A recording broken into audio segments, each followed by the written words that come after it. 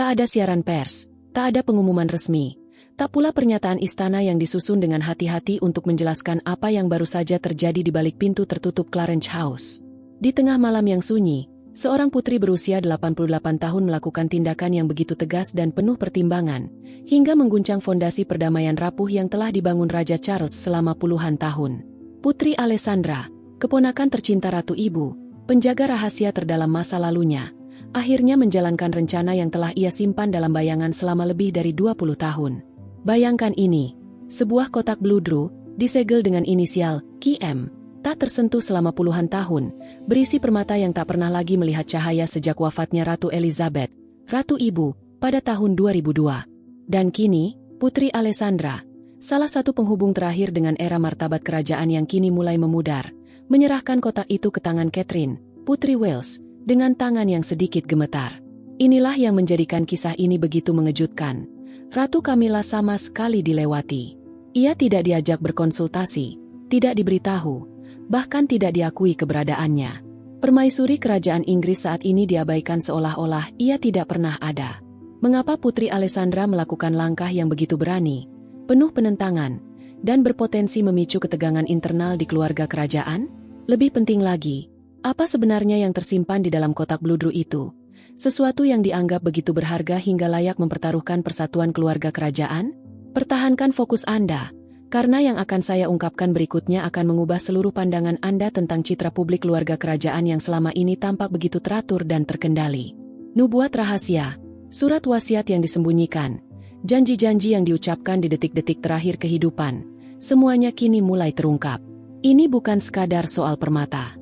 Ini tentang warisan, kesetiaan, dan pertarungan untuk jiwa monarki Inggris itu sendiri.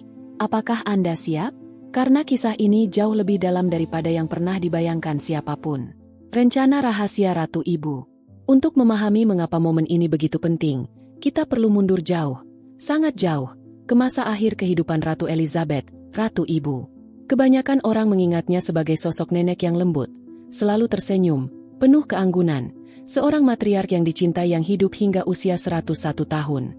Namun di balik wajah yang ramah itu tinggal seorang perempuan yang memahami kekuasaan lebih baik daripada siapapun. Ia telah melewati krisis abdikasi ketika saudara iparnya meninggalkan tahta demi cinta. Ia berdiri tegak di samping Raja George VI selama Perang Dunia Kedua, saat London digempur bom.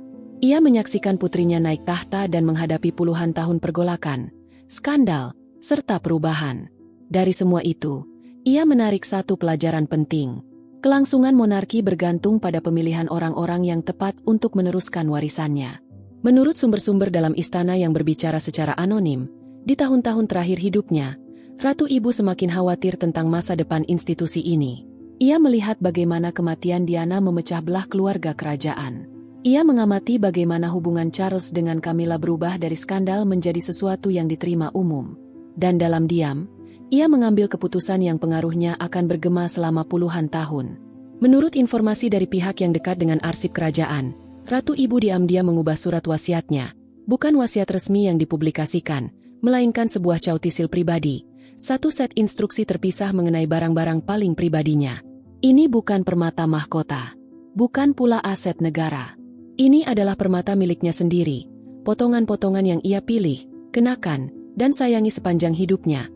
Simbol identitasnya sebagai permaisuri yang menjelma sebagai wujud martabat di masa-masa paling kelam dalam sejarah Britania. Dan dalam dokumen rahasia itu, ia menyatakan niatnya dengan sangat jelas. Permata-permata tersebut akan diberikan kepada permaisuri masa depan yang mewujudkan keanggunan, bukan ambisi, martabat, bukan kerinduan putus asa akan relevansi. Ia tak pernah menyebut nama Camilla. Ia tak perlu melakukannya. Pengecualian itu disengaja, dan terasa menghancurkan. Namun inilah yang membuat kisah ini semakin menarik. Ratu Ibu tidak hanya menulis instruksi, ia juga menyusun semacam ramalan. Seorang sumber dalam istana, yang bersikeras agar identitasnya dirahasiakan sepenuhnya, mengungkapkan bahwa Ratu Ibu menulis tentang Ratu berkekuatan diam, yang suatu hari kelak akan mengembalikan kompas moral monarki. Ia menggambarkan perempuan itu dengan detail begitu spesifik, sikapnya, caranya bergerak, nilainya, bahkan ketenangannya di tengah badai, sehingga ketika Catherine masuk ke dalam keluarga kerajaan bertahun-tahun kemudian, Putri Alessandra segera mengenali, inilah sosok yang Ratu Ibu ramalkan. Benar sekali. Ratu Ibu bahkan mungkin telah meramalkan kedatangan Catherine sebelum Pangeran William sempat melamar. Mustahil?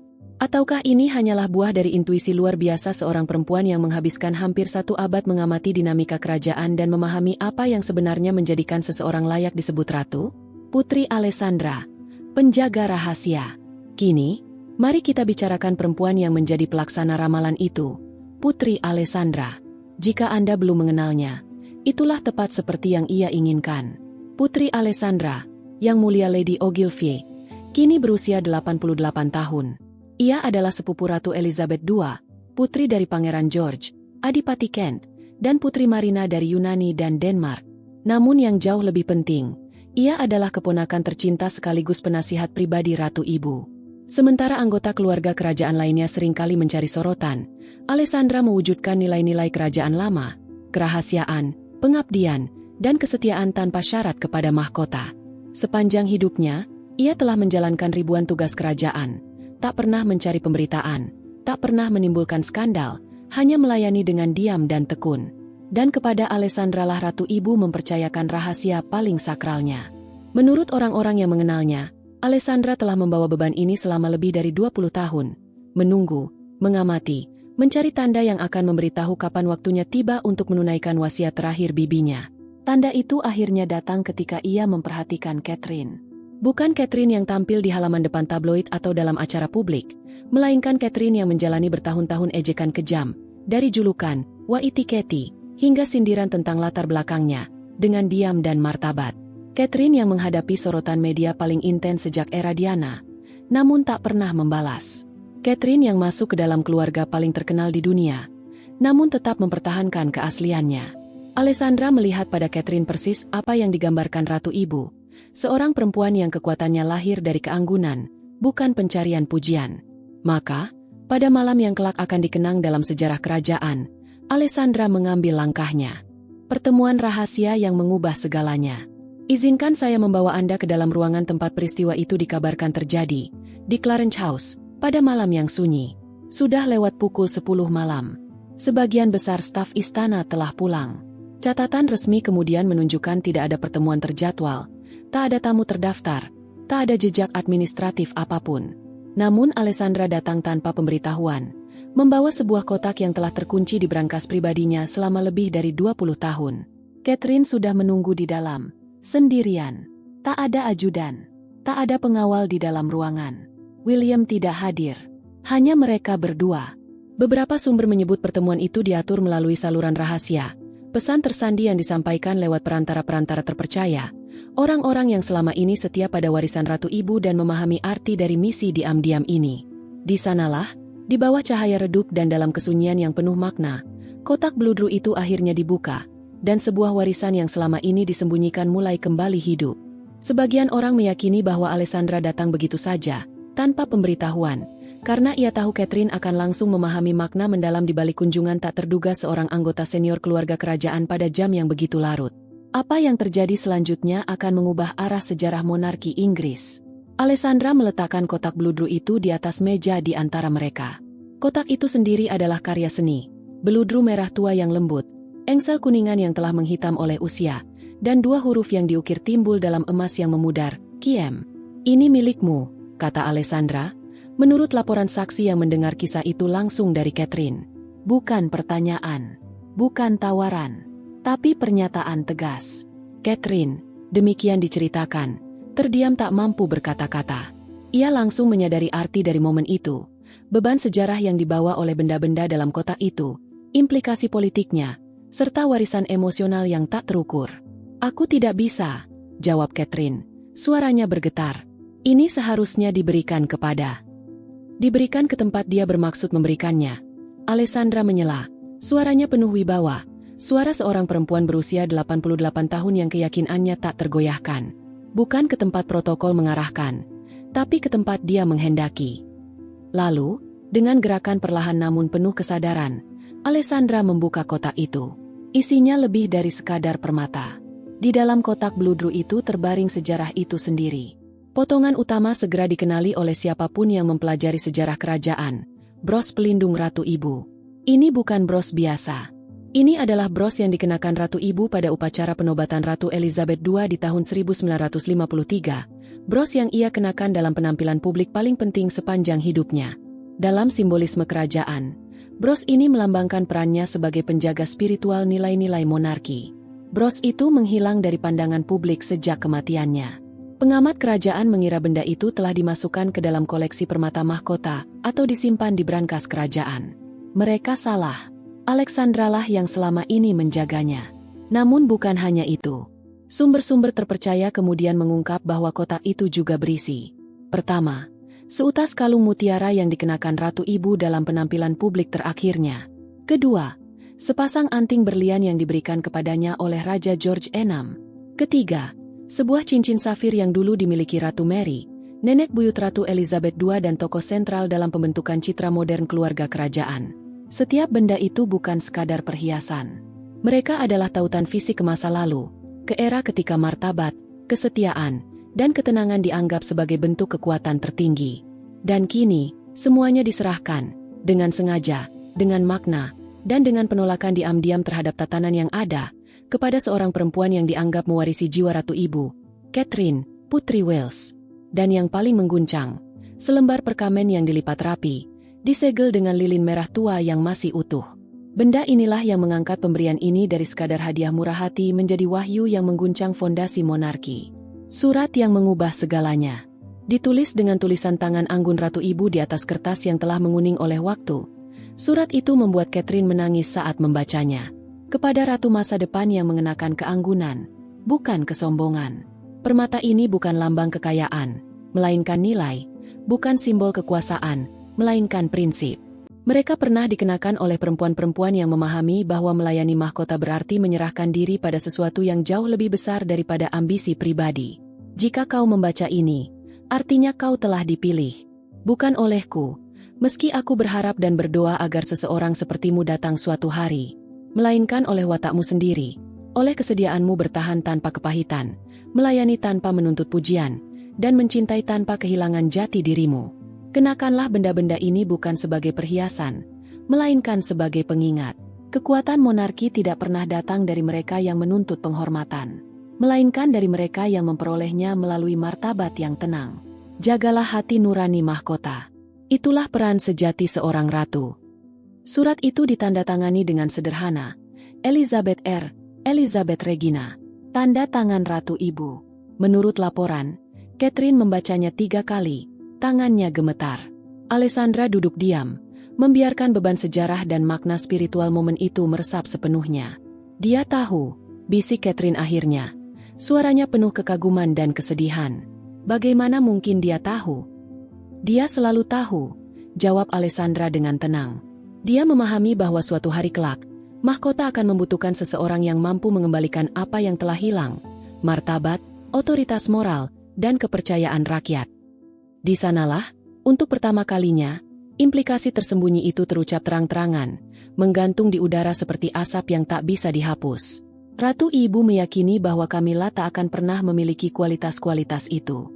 Dan karena keyakinan itu, ia merancang rencana, rahasia, taktis, penuh visi, untuk memastikan warisan moral monarki Inggris dilewatkannya, bukan kepada permaisuri resmi, melainkan kepada perempuan yang menurutnya layak mewujudkan jiwa monarki yang sesungguhnya.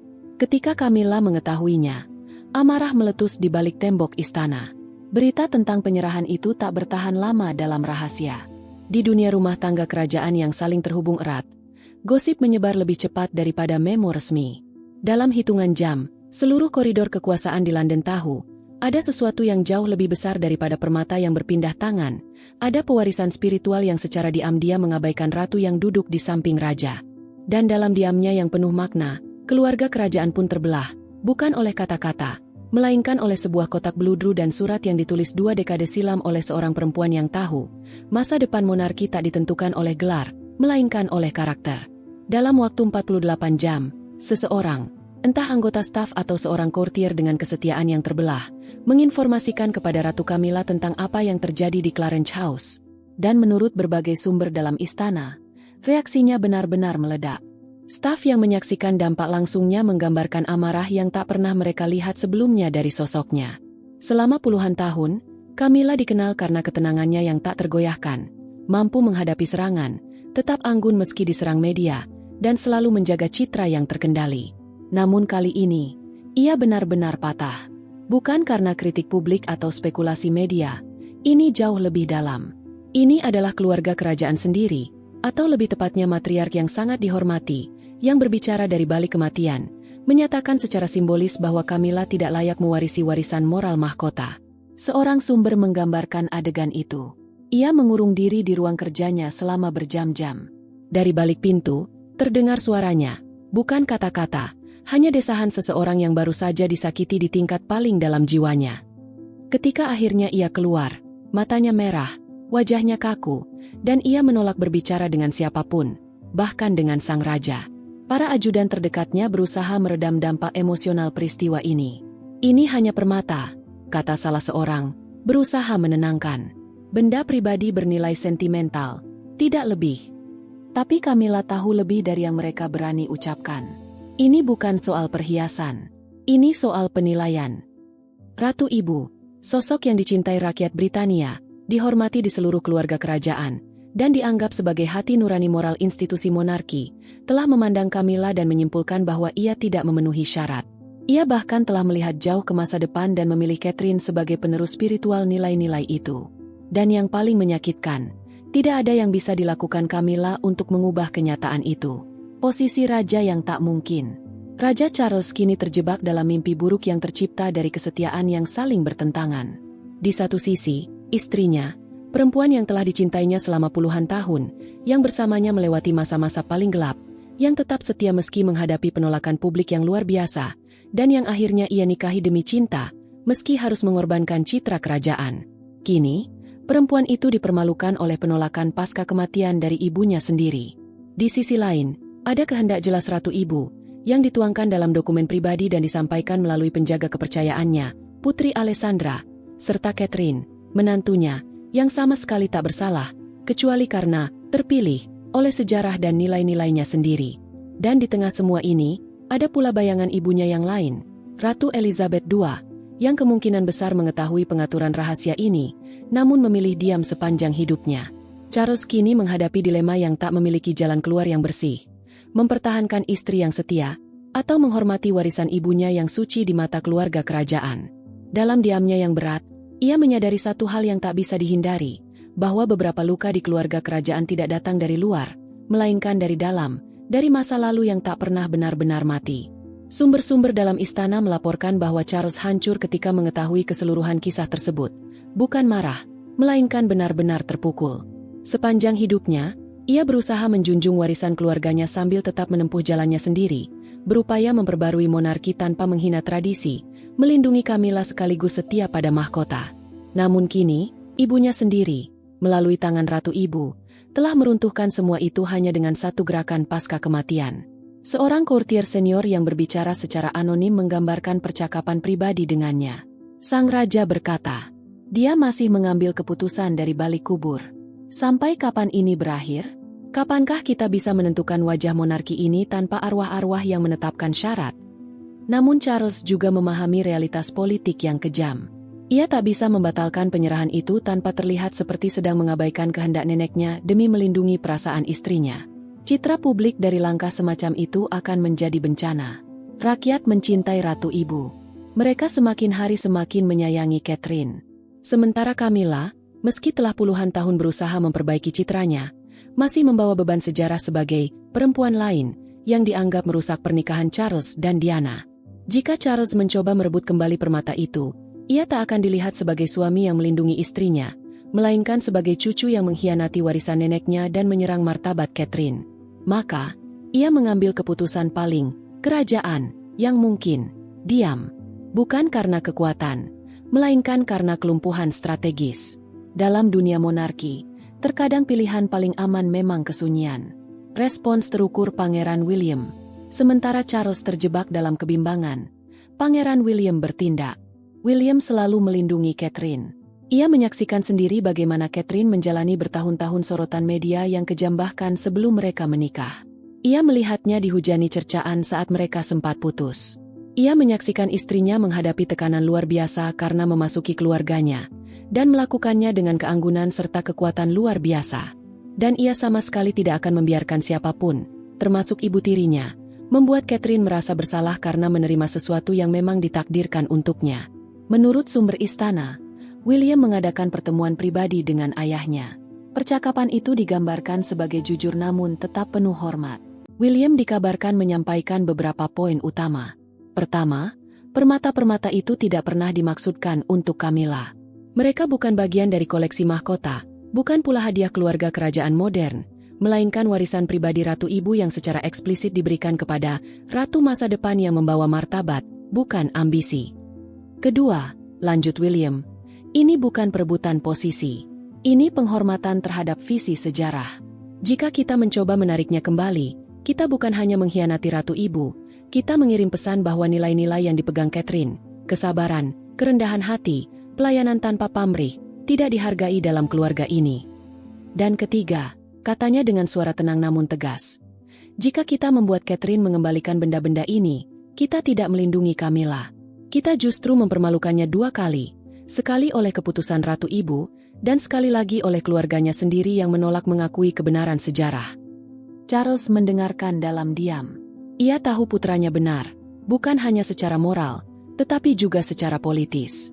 Dan untuk pertama kalinya, ia menyadari bahwa masa depan monarki mungkin tidak lagi berada di tangannya, melainkan di tangan generasi yang datang setelahnya, dan di tangan perempuan yang diam-diam telah dipilih oleh sejarah, oleh nilai, dan oleh seorang ratu yang tak pernah ragu pada intuisinya. Mereka adalah barang pribadi yang secara khusus ditujukan bagi seseorang yang menurut Ratu Ibu mewujudkan nilai-nilainya. Itu adalah Catherine. Menyangkal hal itu berarti mengubah sejarah. Kedua, Catherine tidak memintanya. Ia tidak bermain intrik atau memanipulasi. Putri Alessandra datang kepadanya karena Catherine memenuhi ramalan yang dibuat jauh sebelum ia bahkan memasuki keluarga ini. Jika ada yang terbukti di sini, justru karakter Catherine lah yang bersinar.